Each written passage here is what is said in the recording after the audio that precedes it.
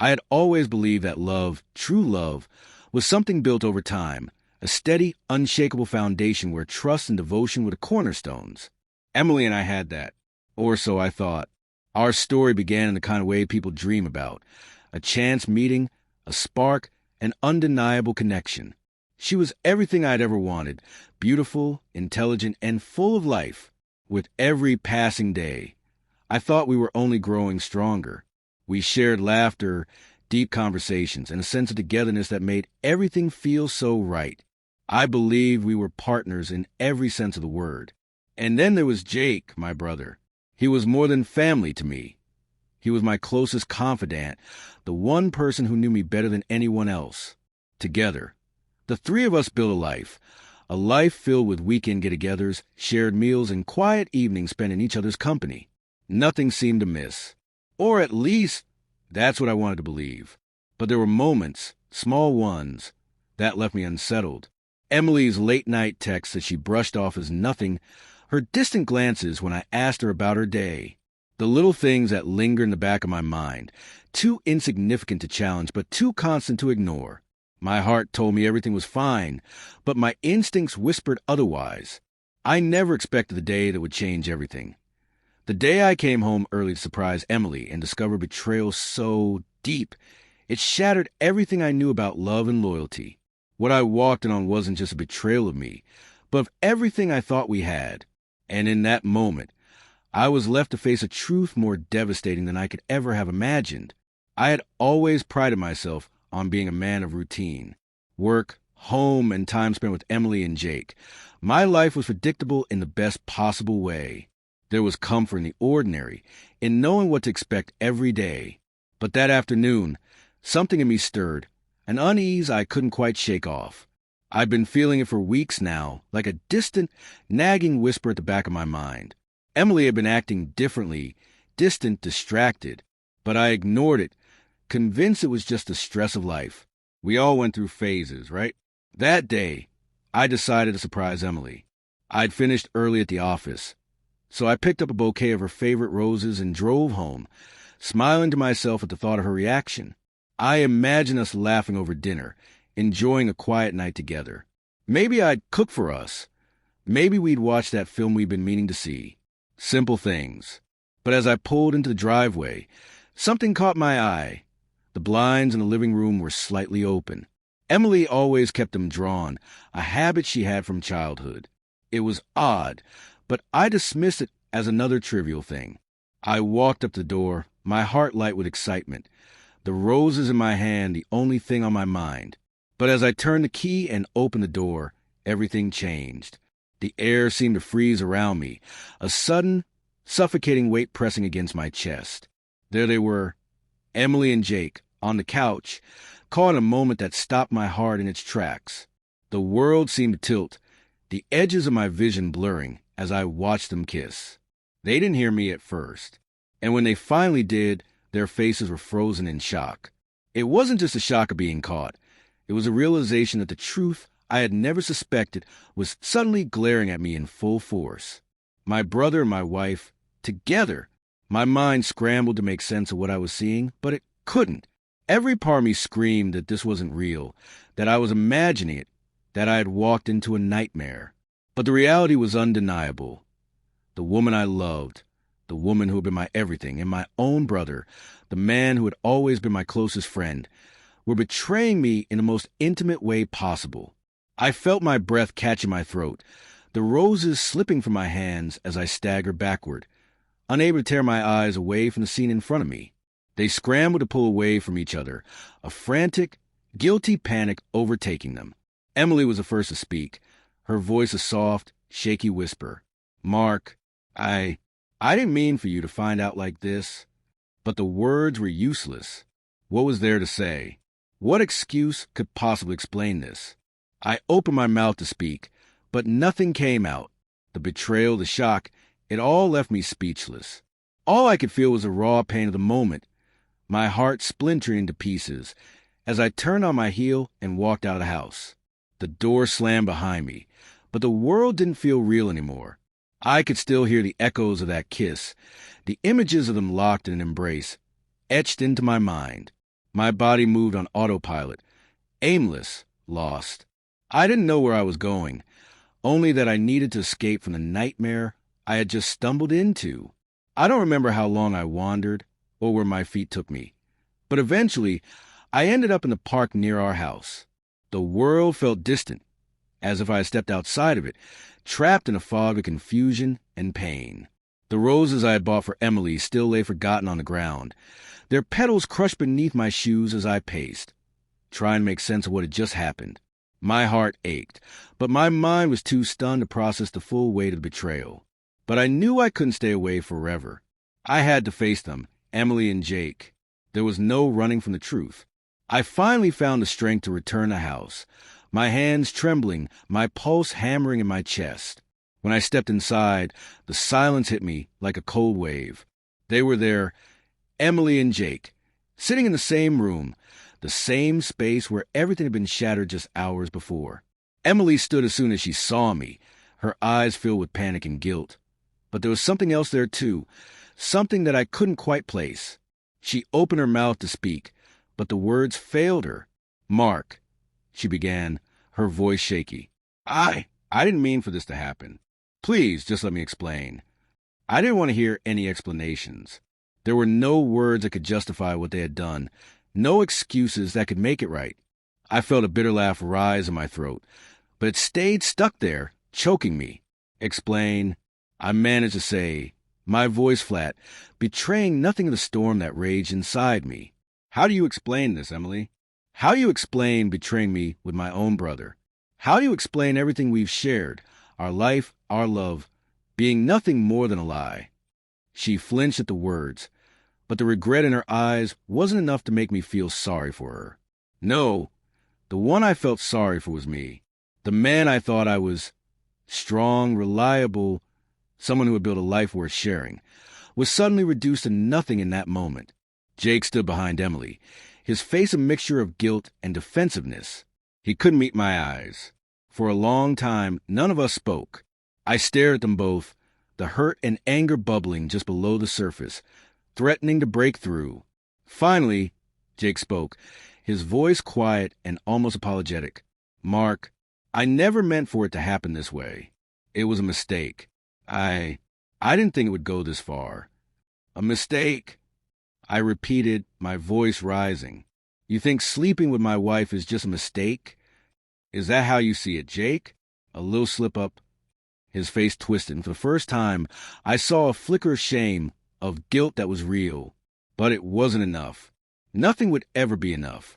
Emily stepped forward, her eyes pleading. "Mark, please, I love you. I do. But I've been struggling.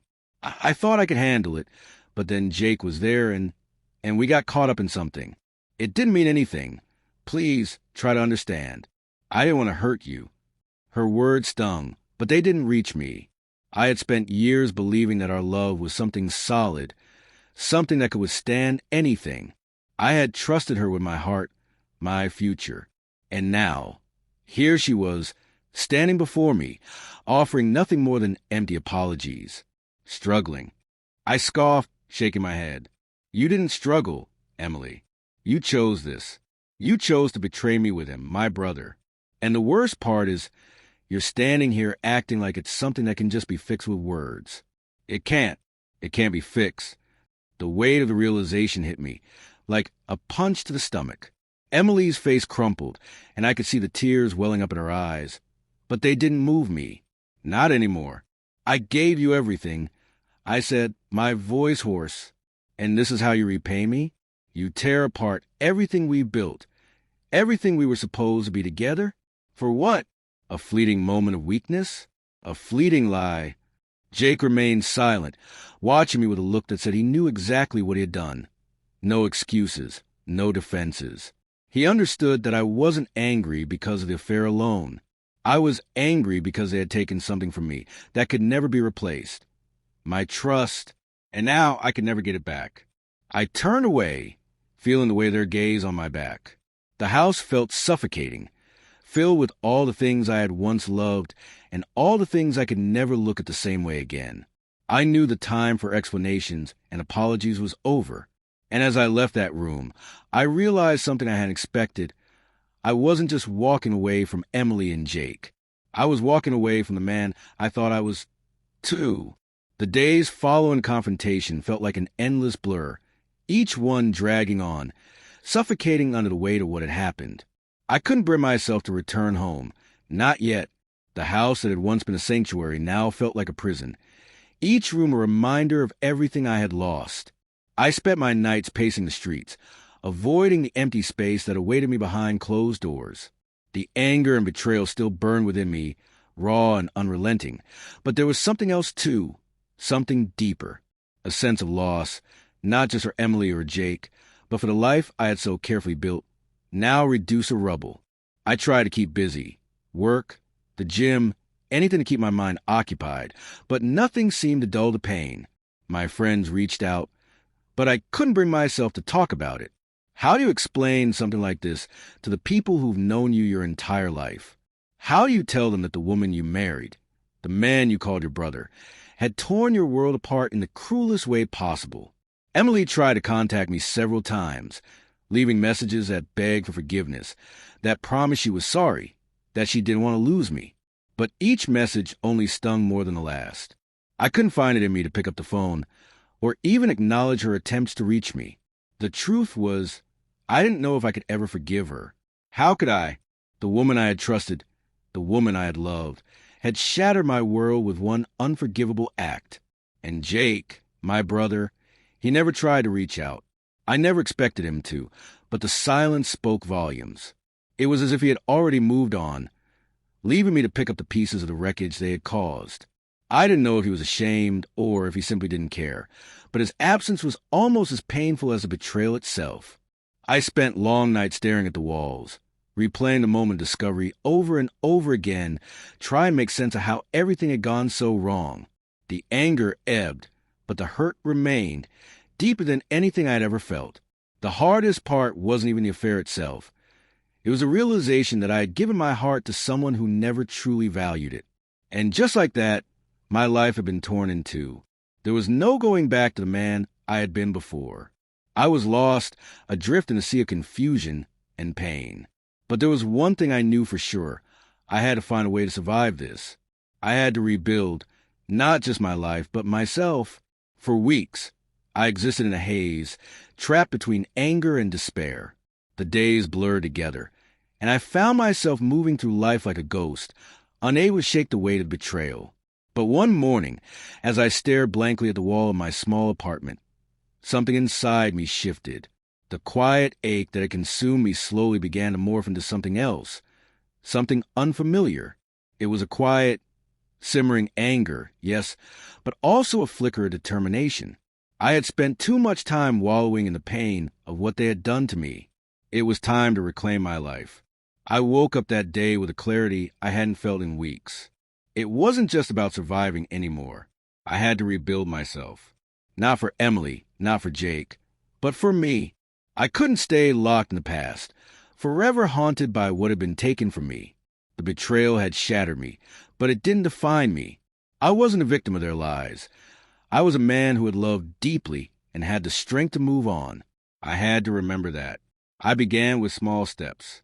I went to the gym for the first time in a month, pushing myself harder than I ever had before. The burn in my muscles felt like a release, like I was shedding the weight of the past. Every drop of sweat seemed to wash away the residue of betrayal. Slowly, my body began to regain its strength, but it was more than physical. It was a mental shift, too. For the first time in a long while, I felt like I was in control of something, anything. That alone was enough to spark something deep inside me. The next day, I threw myself into work. I took on new projects, worked late into the evening, and started rebuilding relationships I had neglected while lost in my personal turmoil. My colleagues noticed a change, and for the first time in months, I could look in the mirror without feeling disgusted with myself. I was starting to see who I was again, someone with ambition, with purpose. And then came the day I bumped into Sarah, a former friend who had always been a bit of a confidant. We had lost touch over the years, but now, seeing her again felt like a breath of fresh air. Her easy smile, The way she made me laugh without trying stirred something inside me, something I hadn't allowed myself to feel in a long time. I wasn't ready for anything, but I realized that maybe, just maybe, I could open myself up to the idea of happiness again. This wasn't the moment I healed, but it was the moment I started. The moment I chose to stop being defined by the betrayal. I didn't know where it would lead, but for the first time, I felt like I was walking towards something brighter. And that was enough. Weeks turned into months, and slowly, I began to feel something inside me shift. A flicker of hope, faint but undeniable. It wasn't dramatic change, more like the first rays of dawn breaking through a long, dark night. But it was something that told me I wasn't lost forever, that I could find my way back to the person I once was, and maybe even better than before. It started with the small things. The mornings didn't feel as heavy. I was no longer dragging myself out of bed with the weight of yesterday's heartbreak clinging to me. The gym became a sanctuary, a place where I could release all the anger and frustration that had built up inside me. I focused on my health, on strengthening my body, but it was more than physical. The endorphins, the challenge of pushing myself further each day, gave me the sense of control I had craved for so long. At work, my productivity skyrocketed. I threw myself into my projects, not to escape the pain, but because I realized I still had a purpose. My colleagues started noticing the change in me, the renewed energy I brought to every task.